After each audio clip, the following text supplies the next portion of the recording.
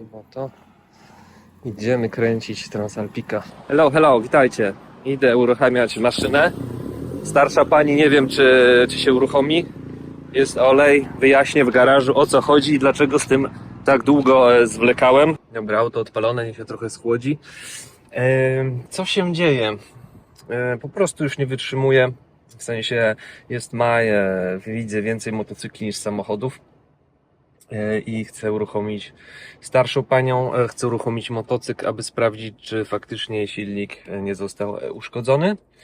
W międzyczasie projekt wtrysku układu wtryskowego trwa, natomiast ja ugrzęzłem w permanentnych delegacjach i na nic czasu nie ma.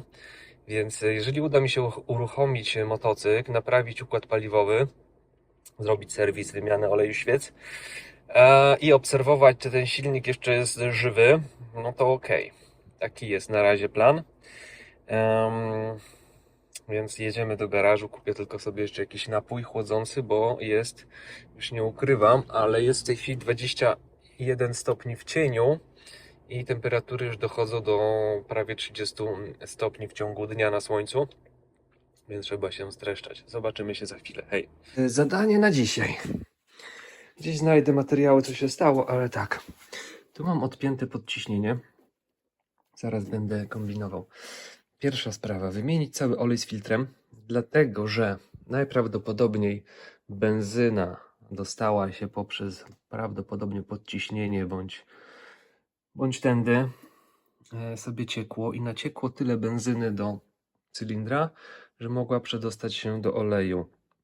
Więc olej trzeba wymienić i zrobić porządek z kranikiem w końcu, jakoś prowizorkę zrobić na czas, na ten sezon, żeby to chodziło. Może jeszcze świecę wymienię, więc przebieram się w jakieś moje szmaty robocze i zaczynamy. Próbowałem zapalić motocykl, tak żeby sprawdzić, czy coś się dzieje. Zrobił obrót taki tlyk, jakby się silnik zablokował. Więc na biegu poruszałem do przodu, do tyłu, żeby sprawdzić, czy się silnik zablokował. I co się stało? Próbował załapać, gdy pokręciłem, ale z wydechu, z kolanka leje się paliwo, więc chyba wygląda na to, że kranik jest nieszczelny i chyba mam pełno paliwa w silniku. Ej, śmierdzi teraz paliwem i nie wiem, co się tutaj dzieje. Tyla noga i co? W środku rurki mokro, więc musiało nakapać mi do cylindra. Chciałem odpalić, czyli sprężanie, zaraz był pełny cylinder chyba tego paliwa i katastrofa. Mam nadzieję, że mi nic nie pogięło. Ale aż żeby z kolanka tak się lało, taką tą kałużę wielką. I to z przedniego cylindra zaraz zobaczę. Odkręcę te dwie świece, bo to nie z gaźnika bezpośrednio. Katastrofa. I sprawdzę poziom oleju, o ile nalało się do silnika paliwa. Do diaska potwierdza się moja teoria, bo świeca jest całkowicie mokra. Co tam się od Janie Pawla w tym silniku? Zostawić motocykl na prawie na 3 miesiące w garażu i się zepsuł. Kolejna sprawa, która wyszła dopiero po prawie roku. Nie zdawałem sobie sprawy z tej przeróbki mojej, że tutaj umieściłem część elektroniki na blaszce za wentylatorem i w dzień dzisiejszy na szybko nie mogę skorzystać z tego klucza do świec, bo zahacza mi o blaszkę. Więc też jest fatal error, bo nie sprawdzałem tego przy serwisie, bo jeszcze serwisu nie robiłem wymiany świec, ale tak to jest, on jest za długi. O ile znajdę jakiś inny klucz, to pewnie odkręcę tą świecę, bo to jest ta prostsza świeca do odkręcenia, ale już ten w trasie, no to trzeba zrzucić tą blaszkę i jakieś dojście, więc wszystko wychodzi po czasie. Tylko to jest tragedia jakaś, że mi tak z kolanka aż tyle paliwa wyleciało. Masakra jakaś, masakra. Co tam się od Janie Pawliło? Przez chwilę pomyślałem, już jest na tyle ładnie, makietę buduje, coś tam buduje, że warto będzie wyciągnąć motocykl, po prostu, żeby się przejechać. No, tak to wygląda. Się nie przejadę teraz, bo nie wiem, co się dzieje. Co się stało? Olej do zrzucenia będzie. Sprawdzenie sporej części rzeczy, co mogło mi tam paliwo namieszać.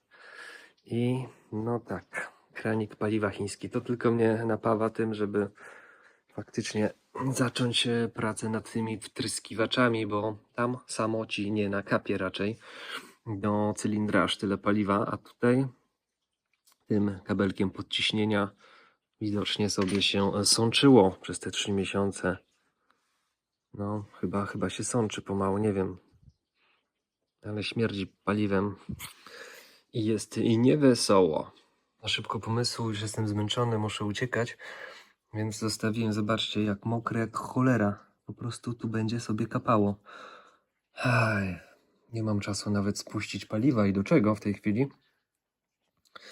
Więc podstawię sobie tutaj jakieś pudełeczko i niech kapie w ten sposób. Może za tydzień będę mógł coś z tym zrobić dalej. No katastrofa totalna. Nalało mi się tam naprawdę sporo i mam nadzieję, że ten obrót taki pierwszy aż z rozpędu rozrusznikiem zatrzymało wał, że nie skrzywiło mi korbowodu. Myślę, że nie, ale skąd mogę mieć pewność? Many months later. Tajemnicy żadnej nie ma. Najpierw trzeba zrzucić osłonę pod silnikiem, czyli trochę śrubek odkręcić, zrzucić całą osłonę, aby dostać się do śruby spustowej, która jest po drugiej stronie, czy po tym, już nie pamiętam, chyba po drugiej stronie. Tutaj jest wlew oleju. No i starajmy się pracować czysto. Rękawiczki, pojemnik na wszystkie odkręcone śrubki, żeby nie leżały gdzieś w piasku na podłodze. No i jedziemy po kolei. Powiem wam, że taki zapach właśnie takiego paliwa. No paliwo w zbiorniku ma już z 5 miesięcy. Oleju, no taki nieciekawy zapach. Ale dobra, ściągamy. Jeszcze ostatnia śruba i pokrywa jest nasza. Mam już tyle lat tą pokrywę i uważam, że naprawdę jest to mega inwestycja, jeżeli chodzi o motocykl. Solidną osłonę pod silnik. Może już troszeczkę się utlenia, ale nie wiem, czy jeszcze jest w sprzedaży, ale naprawdę to jest sztos i łatwo się to odkręca. I to naprawdę nie wygląda, ale to działa. Oczywiście, gdy pozbyłem się tych gmoli GV, to teraz rozbieranie motocykla to jest czysta przyjemność. Z owiewką Boano tym bardziej. Naprawdę teraz to jest czysta przyjemność serwisowania, niżeli te plastikowe całe owiewki, które mnie strasznie irytowały i wkurzały na maksa. I zobaczmy, dobra, tutaj trzeba umyć z brudu okolice filtra. Wszystko zanim zaczniemy, tutaj jest ta śruba, teraz wszystko trzeba przemyć, pędzelek, środek do czyszczenia, wyczyścić okolice, gdzie będziemy ruszać, żeby ten piasek, cały brud, syf nam nie wlazł pod nowe uszczelki. Wkładając to wszystko, nie jest jeszcze tragicznie. Ruda, zaraza jak była, tak jest. Nic się tutaj nie powiększa, jeżeli o to chodzi. I słuchajcie, jak to robimy samemu, no to na pewno warto ściągnąć dekielek tutaj zabezpieczający zębatkę zdawczą, żeby wszystko dobrze tam obmyć i się przyjrzeć. I jak to robimy sami sobie w garażu, no to od razu widzimy, jak wygląda stan wałka zdawczego, jak wygląda napęd, czy jest czysto. Więc tutaj dużej filozofii nie ma. Tylko pamiętajcie z głową, nie za bardzo nic na siłę, żadnych śrubek, żeby nie poukręcać. O, jedziemy dalej. Moim zdaniem wygląda to wzorowo i tak, skąd tutaj ten olej? Z napędu, ze smarowania łańcucha. To wszystko ze smarowania łańcucha będzie. Więc dlatego trzeba to umyć, widzicie? Tak dookoła wszystko, żeby ten syf nam nie wpadł pomiędzy nową uszczelkę, nowy filtr. I powiem wam, że całkiem jest spoko. Delikatne luzy ma, to normalne, ale nie ma żadnej tragedii. Nie mam bieżącej wody, ale słuchajcie, w tym pojemniku takim w Leroy, czy gdzieś można kupić pojemnik, opryskiwacz, tak, nawet jest po polsku, opryskiwacz 1,5 litra ciśnieniowy. Tu mam wlany taki odtłuszczacz uniwersalny, też gdzieś tam w Leroy można kupić. I tak, odtłuszczaczem to wszystko zrosiłem, pędzelkiem wymyłem, a w drugim takim samym mam zwykłą wodę do spłukania tego. I pamiętaj, nie bądź żyła, czyli nie bądź fagas, gdy robisz prace związane z czyszczeniem starego smaru oleju. Podkładaj coś. Ja tutaj mam gumę podłożoną, szmatę i wycieram to. Szczególnie dlatego, co mnie poraziło ostatnio, to jeden z sąsiadów na parkingu publicznym czyścił łańcuch.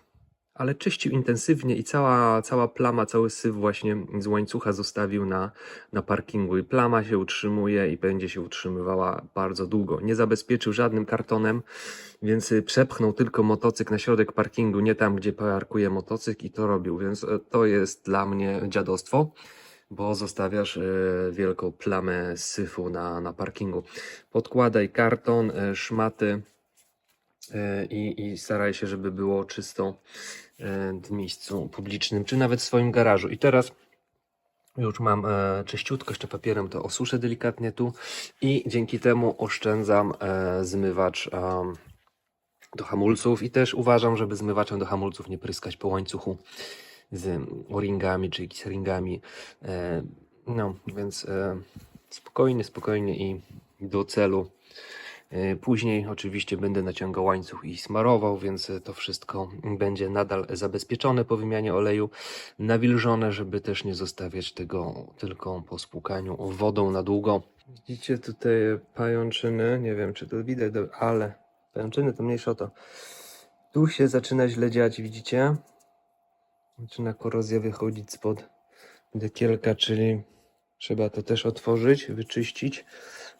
Zobaczyć co tu się dzieje z tym płynem hamulcowym, dlaczego nam tu wywala bąbelki. To trzeba pilnować na bieżąco, bo później nam to się utleni i będzie po zbiorniczku. Jak wiecie, klucz do świec najlepiej zestawu od Hondy Transalp, bo z innymi ciężko się dostać. Akurat do tej świecy jest ok, można dostać się jakimś innym. I poprzednio myślałem, że zrobiłem mega fatal error, tutaj te moje modyfikacje, te połączenia elektryczne, że nie włożę klucza od świec, ale udało mi się tutaj przez owiewkę tędy włożyć i teraz tam wystaje sobie i teraz spróbuję wykręcić świecę, zobaczyć czy faktycznie da się wyjąć tą świecę, bo klucz się tutaj zapiera, albo użyję innego klucza, ale to jest tylko i wyłącznie wina moich modyfikacji, których nie przewidziałem, że w tym miejscu, robiąc połączenia elektryczne, zablokuję sobie szybki i łatwy dostęp do świecy, szczególnie do tej świecy, która jest bardzo łatwo dostępna, ale z powodu tego, że zrobiłem tutaj miszmasz, no jest problem. Więc wszystkie modyfikacje trzeba użytkować i obserwować, co się dzieje, tak? Więc to jest pierwsze odkręcenie świec po założeniu tego wszystkiego boano, spięcia i okazuje się, że co? Niespodzianka, więc gdy użytkujesz motocykl częściej, wtedy widzisz, co się stało po tych modyfikacjach, co jest na plus, co jest na minus, co można jeszcze zmienić.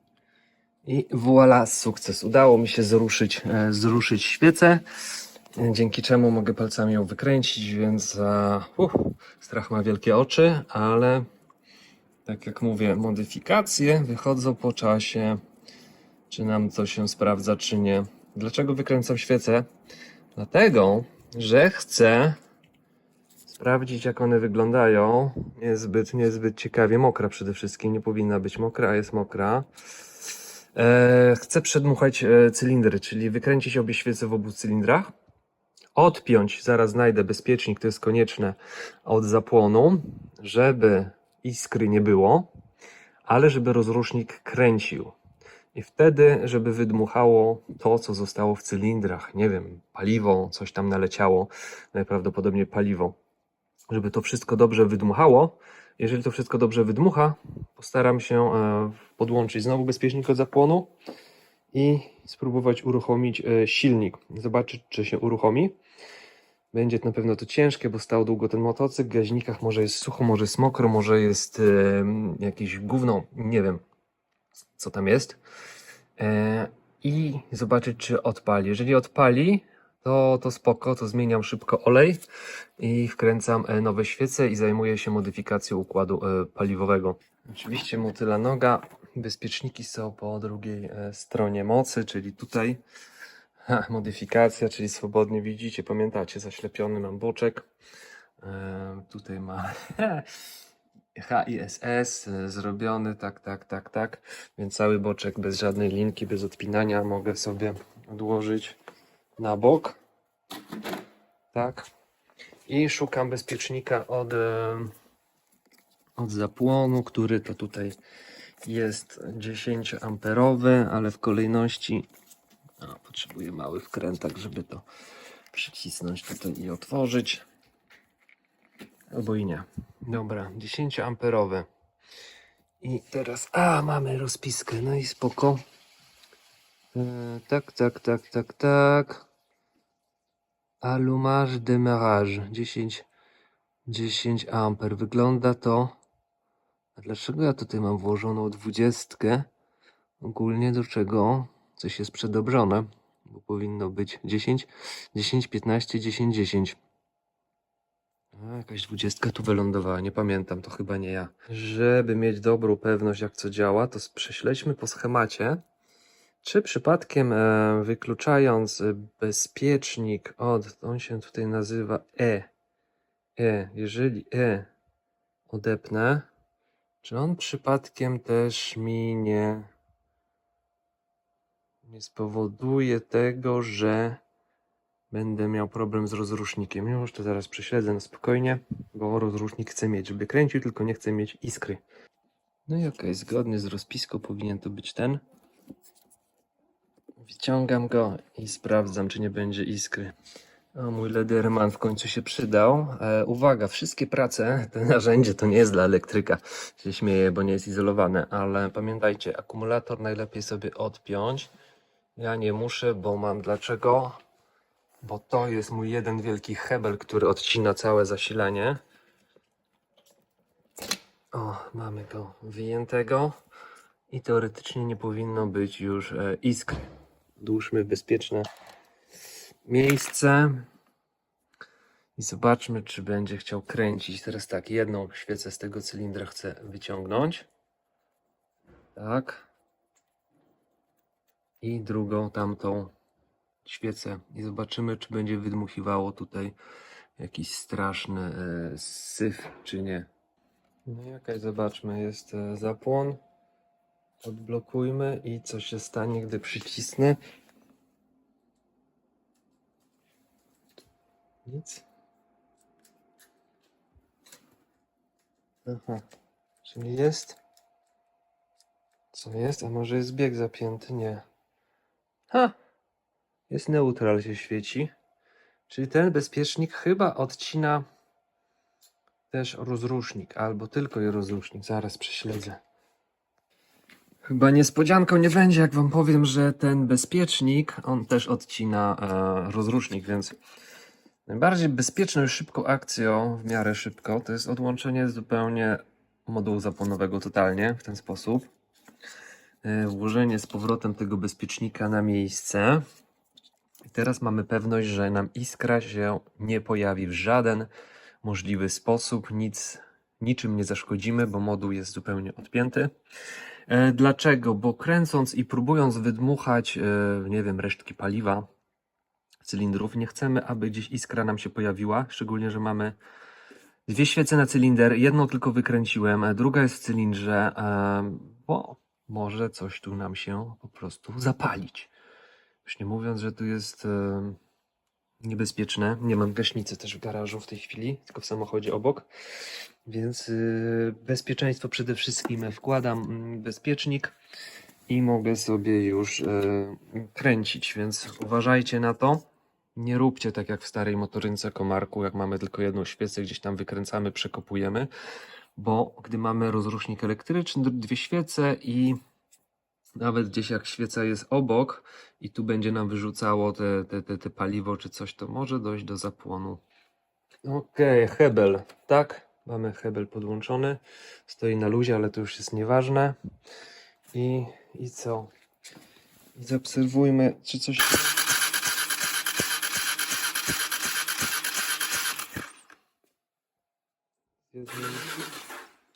kręci bezproblemowo. Z jednej, z drugiej strony, czy gdzieś tam. Otwórzmy też manetkę.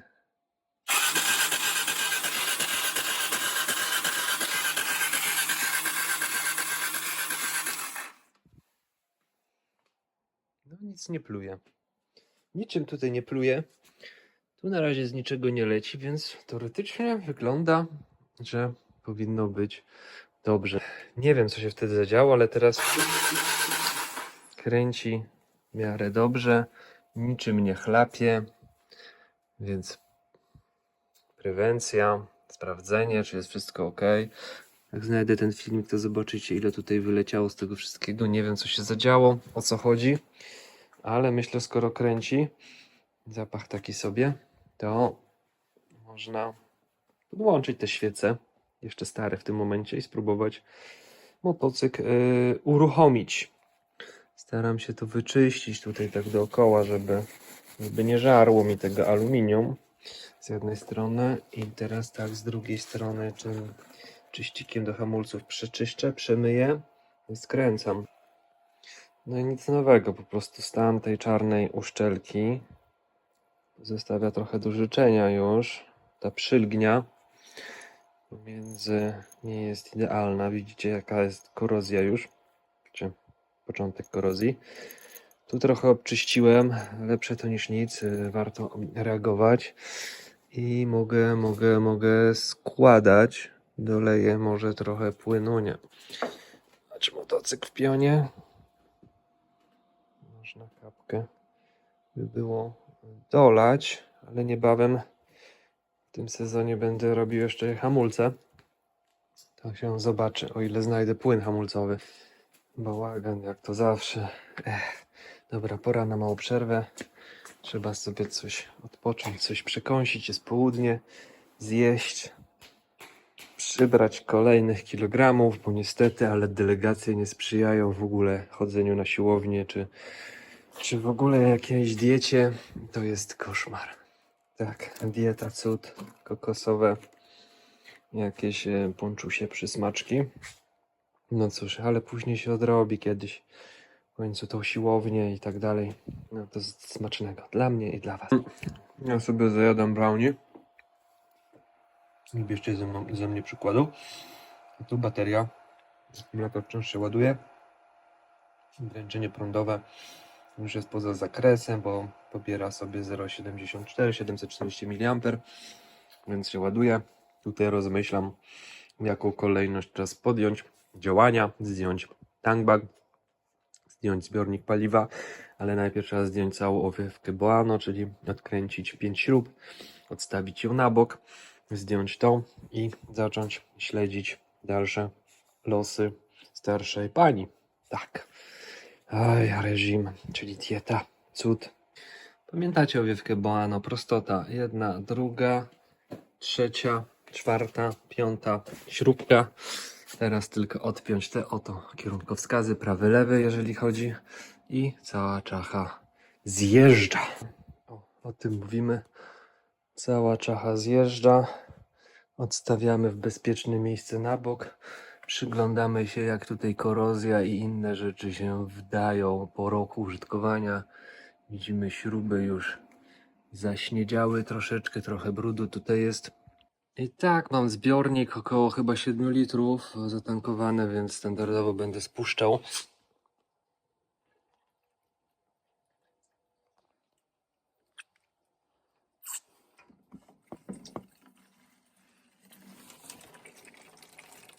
No i motyla noga, no niby działa ten kranik.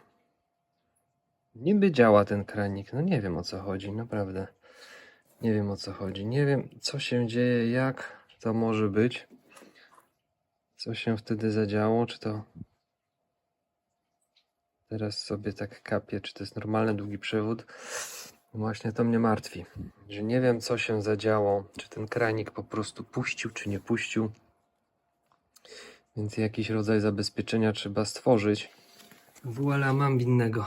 Jak zaciągam ustami, jest wężyk od podciśnienia i tutaj kapie tym wężykiem mi paliwo. Więc tędy, już potwierdziło się, Tędy gdzieś membranka jest pieprznięta, czyli walnięta tutaj w tym chińskim kraniku. Tędy mi naciekło do cylindra, tym właśnie podciśnieniem uszkodzonym, a nie od przelewu. Więc kranik jest definitywnie do zmiany, do wymiany. Bo chwila zaciągnięcia podciśnienia i teraz zaczęło kapać. Może już przestało, ale to znaczy, że jest nieszczelność, więc diagnoza jest dobra, natomiast teraz rozwiązanie, czy będzie dobre, nie mam pojęcia. Nie mam drugiego kranika, gdzie to moje elementy są. Taki uniwersalny kranik podciśnieniowy chcę zamontować, bo to znalazłem na szybko. Przezroczysty przewód paliwowy, jakie niesmaczne te paliwo. Filtr paliwa. Oczywiście to wszystko będzie ograniczało przepływ paliwa, mam nadzieję, że będzie wystarczający, ale wtedy będę widział, że to paliwo przedostaje się do gaźników. Kranik posłużył, nie pamiętam już, gdzieś był film, kiedy to wymieniałem, w którym roku, ale coś chyba 2 lata, max 3 lata, ten chiński, i się wysypał. Okay.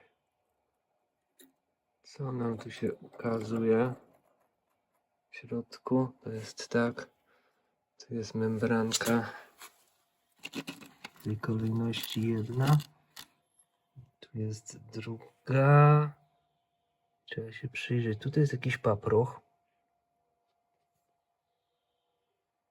coś tu jest nie tak, to wygląda ok, natomiast tutaj to jest paproch. Pociągnąłem za ten wystający paproch, okazało się, że wyjąłem przez tą dziurkę całą membrankę, która powinna siedzieć tam. No właśnie, i tutaj ten problem z tą membranką, więc tu jest fabryczny hundowski kranik, który zachowałem, bo się jeszcze na pewno przyda do modyfikacji. I tak to wygląda, więc pewnie jest ten sam problem. A to jest ten chiński. I co ja chcę wykombinować? Chcę wykombinować tak, żeby tu zaślepić podciśnienie. Tutaj zaślepić, bo to jest właśnie zepsute. Wykorzystać membranę jako o-ring, jako uszczelnienie tutaj, żeby uszczelnić i puścić, aby ten kranik dawał wszystko, co może, czyli po prostu służył tylko i wyłącznie jako wyjście ze zbiornika paliwa, bo tak docelowo później w projekcie wtrysku będzie to tylko wyjście do podawania paliwa do pompy ciśnienia, a drugie wyjście powrotu później będzie trzeba wspawać albo coś dorobić do zbiornika. Natomiast dzisiaj chciałbym zrobić z tego wyjście paliwa, zastosować zewnętrzny podciśnieniowy kranik paliwa. Będzie trochę ograniczony przepływ. Niestety nie mam takich średnic. Mam to, co dostałem dzisiaj w sklepie. I zrobić na takiej zasadzie, więc kombinuję teraz, jak zaślepić ten otwór tutaj. Może go przegwintować i po prostu dać małą śrubkę M3, rozsądnie by było. Tak. Skręcić i kombinować dalej. Uciąłem ten kruciec, przywierciłem wiertłem 2,5 mm, żeby przegwintować to na M3. Teraz to pilniczkiem przeszlifuję i wkręcę małą, krótką śrubkę M3 z klejem do gwintów. Ok, w miarę przeszlifowane i zabieram się za gwintowanie. Może też być tak, że z deszczopodrynny ten drugi kranik osobny też może być niezbyt dobry na dłuższą metę, ale w tym przypadku, jak to będzie tylko wypust paliwa ze zbiornika, to będę mógł manualny kranik sobie znaleźć pod tą średnicę przewodu paliwowego, żeby był pełen przepływ.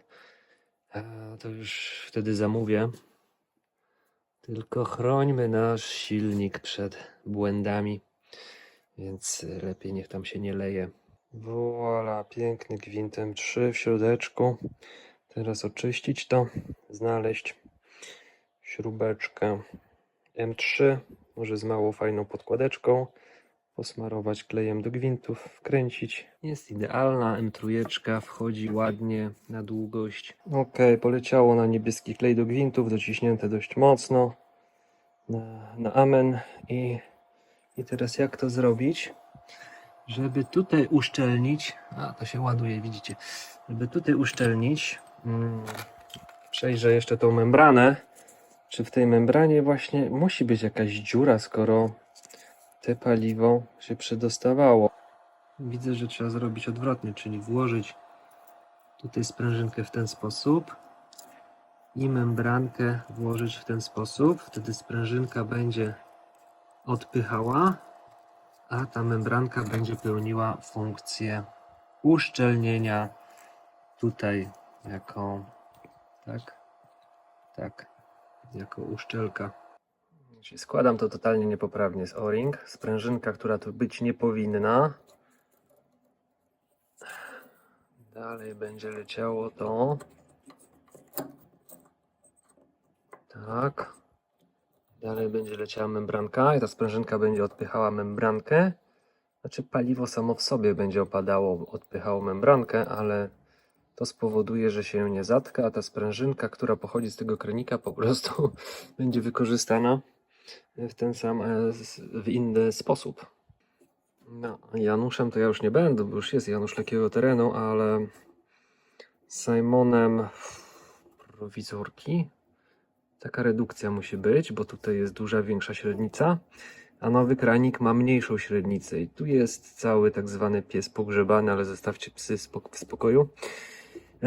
Świadomość olbrzymia, że przepływ będzie zmniejszony, ale prawdopodobnie będzie wystarczający. Zobaczymy. No, to jest wszystko prowizorka. Do czasu, kiedy zamówię kranik już na tą większą średnicę. A teraz zróbmy coś, żeby ten motocykl dzisiaj bądź jutro mógł wyjechać. Zobaczcie, co powstało. Redukcja, przejściówka. I teraz montuję na motocykl. Zobaczę, jak to się układa. Może trytytką w ten sposób podczepię, może podczepię w ten sposób. Jeszcze nie wiem. Dziwnienia instalacji paliwowej jeszcze za życia gaźników. I takie coś. Tu prawdopodobnie sobie opaską do kranika podepnę. Tu będzie połączenie z zasileniem gaźników. Zaraz sobie sprawdzę przepływ, jak to wygląda mniej więcej. Na pewno będzie bardzo ograniczony, więc zdejmiemy trochę mocy z silnika przez to, ale to nic. Jakiś pojemnik i sprawdzam przepływ. Ok, jest butelka na wyjściu. Tutaj muszę zastać ustami. Stój, butelko. Nie chcesz stać, a to szkoda. Tutaj muszę zassać ustami podciśnienie.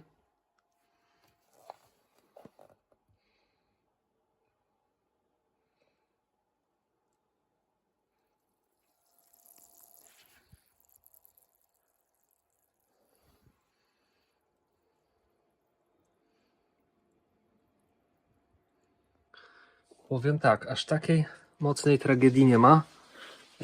Tutaj widać w filtrze, jak paliwko leci.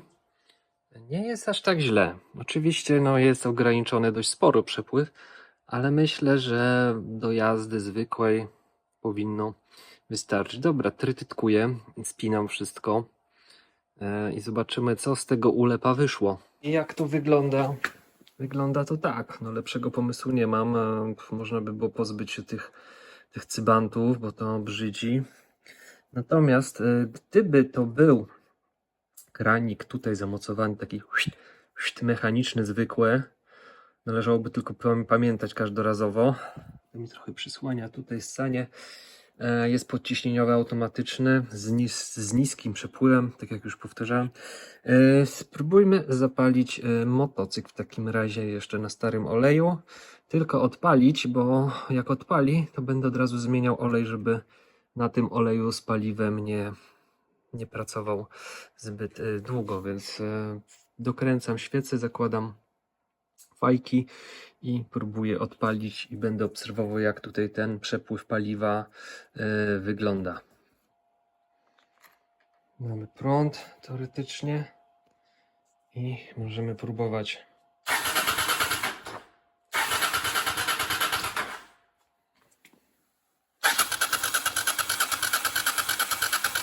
I co się dzieje? No widać, paliwko fajnie tutaj przypływa, więc gaźniki się... Dobra, zaciągnijmy ssanie. Może to wina ssania, ale kręci jak szalony po naładowaniu. Ssanie zaciągnięte i zapala.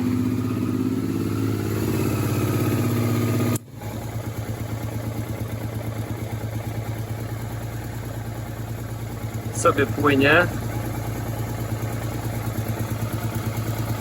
Pracuje regularnie.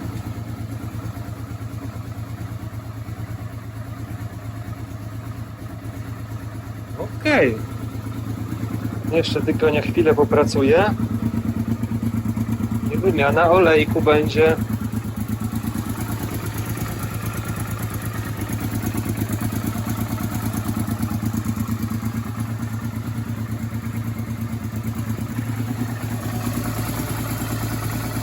Dymi, coś się wypala tutaj. Dobra. Wystarczy, enough. Sasufi enough. Wystarczy, żeby silnik się nie nagrzał, ale kolektory jak najbardziej już są gorące, więc lepiej ich nie dotykać. Dobra, spuszczam, wymieniam olej, procedura zwyczajna. Szukam podkładki mosiężnej pod nakrętkę do oleju. I wygląda na to, że możliwe, że dzisiaj wyjedzie z garażu motocykl. I będzie trzeba zobaczyć w czasie jazdy, czy te paliwo nie będzie przy większym obciążeniu po prostu dławiło, dusiło. Chociaż jedna rybka, bo te gaźniki właśnie duszą od zawsze, więc może prowizorka będzie na cały sezon. O, może tak być. Jedziemy z koksem. Jak go tak obrócić kuwetę, żeby później z filtra też mogło. Tu jest ta śrubka. Teraz nam pryśnie. A, zapomniałem sprawdzić poziomu oleju z tym paliwem. Ale to nic. Dobra, zlatuj. Zaraz klucz do filtra. Taki czarny, no zużyty. Ale gdy próbuję, wącham, faktycznie czuję jakby paliwo w tym oleju. Niedobrze. Najtańsze narzędzia z marketu. Klucz do filtru. O, jest poluzowany.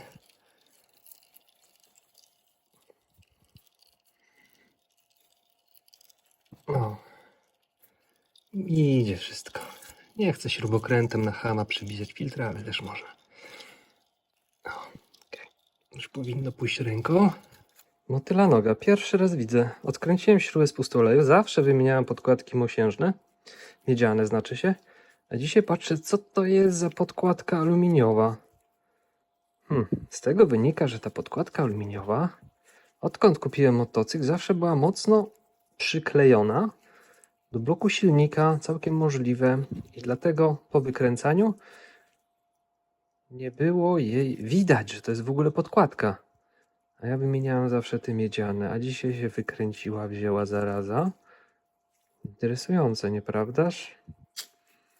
Czego można się dowiedzieć po tylu latach. Dobra, tu sobie spływa. Szukam nowej podkładki, szukam filtra. A, niedaleko, bo filtr jest tam. No tej podkładki aluminiowej chyba raczej nie powinno się dawać. Posmarowany starym olejem uszczelka i wkręcamy.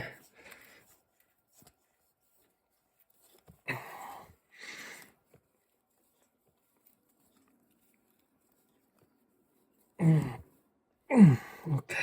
Nowa podkładka FI 14 Volkswagen Opel Seat w Auchan. Można gdzieś tam znaleźć tam przy olejach. No i dobra. To jest stara, to jest nowa. Tylko co ta robiła aluminiowa? Ale zarymowałem, nie? Dokręcamy i wlewamy olej. O panie, to był moment. Teraz trwaj chwilę, trwaj. Jesteś taka piękna. Ja wiem, dobra, moment. Z jakim momentem korek dokręcić? Sięgnąłem do ściągi. wartość 30 Nm, więc dokręcam korek spustu oleju. Czyszczę spód, sprawdzam, czy wszystko jest ok, wlewam olej, odpalam i sprawdzam, czy nie ma wycieków. No to do roboty, hej. Pij, maleńka, pij. Dobra, odpalmy. Sprawdźmy, czy zapala.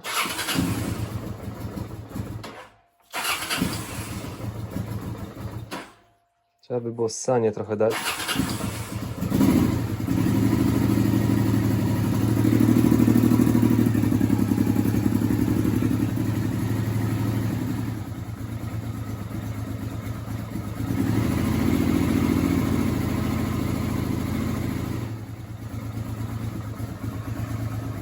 Płyn chłodniczy 31 stopni, więc ciepło jest, ciepło.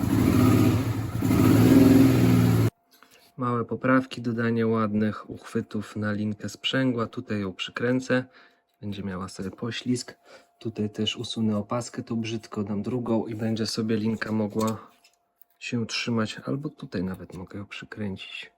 Tu mamy już przykręconą obejmę, tutaj już właśnie tak przykręcę w ten sposób i linka będzie trzymana nie na opaskę brzydko, tylko na obejmę. Jeszcze mam sporo rzeczy, które nie były używane, na przykład ten taki klucz udarowy, tak zwany śrubokręt. Też jeszcze nie miałem okazji poużywać. Dobra, to skręcam. Tu wycieków nie widzę. Olej jest uzupełniony. Pora założyć maskę, osłonę pod silnik. Właśnie to jest tak zwane te śrubczenie, jak kapitan Wąs mówi w garażu przy motorkach. Super. Linka sobie się rusza, ma luz odpowiedni i robota jest zrobiona. No nie wszystka, nie cała, ale już zaraz. I co takie daje śrubczenie? No jeżeli ja już mam prawie 5 miesięcy permanentnej delegacji, no dobra, nie 5, 4, ale wciąż jest to samo. Nie mam czasu nic zrobić, ani w domu, ani w garażu. Nawet nie mam czasu odebrać paczek z poczty, bo gdy wracam w piątek nieczynna, w sobotę nieczynna, więc poziom frustracji zaczyna nie tak, ale tak czasem rosnąć. A śrubczenie przy motocyklu jest no zbawienne, bo widzimy jakiś postęp. Nawet jak coś się urwie, no to jest wkurzenie i szukanie rozwiązania, więc głowa jest zajęta zupełnie czym innym, a nie o myśleniu jakimś negatywnym, że się nie ma na nic czasu. Więc chociażby mam tu trochę odrobinkę soboty, wyjątkowo się zmusiłem, zostawiłem projekt programowania, bo to też zabiera czasu, trzeba uruchomić maszynę, trzeba się przejechać, pośrubczyć no, i uspokoić głowę. Ok, maska założona, spoko. I zawsze co należy sprawdzić? Kierunkowskazy. Działa. Najprościej to włączyć. Awaryjne.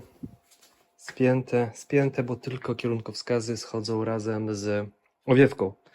Działają spoko. Zapłon wyłączony. Wyłączmy to. Płyta jest pod silnikiem. Jest boczek lewy, boczek prawy i naciąg, regulacja łańcucha. I przy okazji sprawdzam, gdzie ja bym tą mógł sondę lambda wspawać. Możliwe, że tu by się schowała pod owiewką, tuż przed wydechem. No, to by było trzeba pomierzyć, ale możliwe, że tu by się schowało wszystko. Albo tak, albo tuż przed samym wydechem. Chyba tutaj trzeba będzie to zaznaczyć. Za bardzo nie ma miejsca, gdzie tej sondy lambda wspawać, a jeżeli bym spawał tak, to kabel jest na tyle wystarczający, że spokojnie on powędruje praktycznie do zadupka, gdzie planuję mieć cały komputer w zadupku. Gdzieś tutaj, albo tutaj. No, myślę, że tu bym to wspawał. Sonda by wskoczyła obok akumulatora, obok zbiorniczka. I gdy nie chcę korzystać z sondy, to wtedy mam zaślepkę. Gdzieś tutaj, to jeszcze wejdzie z pół milimetra w rurę. No, chyba tak. Jedyne miejsce. Teraz naciąg łańcucha. To już zmontowane. Naciągnąć łańcuch, założyć kanapę. I co to jest przede wszystkim? To jest tak zwany mały serwis przed sezonem, czyli nawet świec zaponowych nie wymieniłem, bo dlaczego? Bo chcę uruchomić się, przejechać, zobaczyć, czy w tym silniku faktycznie korbowód się nie wygiął przez te cholerne paliwo, czy ciągnie tak jak ciągnął i czy jeździ. Ponieważ jeżeli zacznę później coś robić, to będą to łańcuchy rozrządu, czyli będzie trzeba ściągnąć wszystkie pokrywy, uszczelniacze, ustawić zawory, świece powymieniać, jeszcze raz olej, więc to będzie wtedy dużo większy serwis, a teraz jest taki baza, podstawa, serwis taki zwykły, najzwyklejszy, łańcuch, luz łańcucha, regulacje drobne, żeby było można jeździć, nowy olej, filtr i to wszystko, nawet filtra powietrza nie czyściłem. Nie mam czasu, wiem, że w tamtym sezonie też praktycznie dużo nie jeździłem, był czyszczony, więc teoretycznie ten cholerny problem z tym paliwem. I zobaczymy, co będzie dalej. Trzymajcie kciuki, a ja dalej śrubkuję. Nawet z daleka wygląda w miarę okej. No, na pewno jest okej, nie? Zobaczcie, zawsze mam problem z tym łańcuchem, ale to nic. Januszowanie. Ale może takie właśnie filterek. Po co ten filterek zamocowałem? Tylko i wyłącznie po to, aby mieć wgląd, okienko, czy jest przepływ paliwa. No a przy okazji będzie też dodatkowo jeszcze filtrował. Jest za mały. Przewody są za małe, filterek jest za mały. Zobaczymy, jak to będzie jechało. Dobra, nastawiam łańcuch.